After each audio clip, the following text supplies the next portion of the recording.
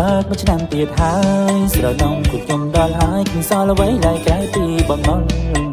ធ្វើក៏ចង់ងំព្រមបាត់ណាប្រលប់ទៅចូលដេកកិនដើរកិនមិនយល់មិនដឹងថាលុយរត់ទៅឯណា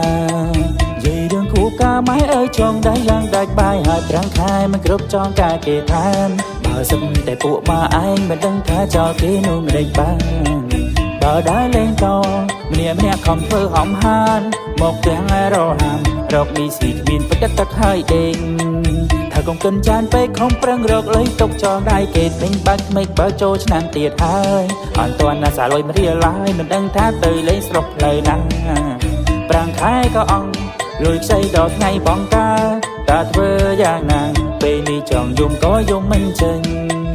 ថាខ្ជិលកិនច្រើនជពាក់គេខ្លះគិតជីវិតមានន័យ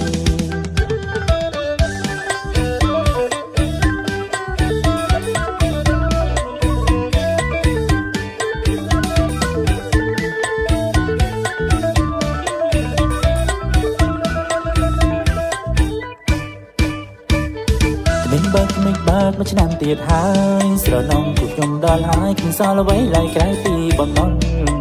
ធ្វើក៏ចង់ងំព្រឹងបាត់ណាប្រលប់ទៅចូលដេកកិនដើរកិនមិនយល់មិនដឹងថាលុយរត់ទៅឯណានិយាយរឿងគូកាម៉ែអើយចង់ដៃឡើងដាច់បាយហើយប្រាំងខែមិនគ្រប់ចង់ការគេឋានបើសិនតែពួកម៉ាឯងមិនដឹងថាចោលគេនោះមិនដេញបាន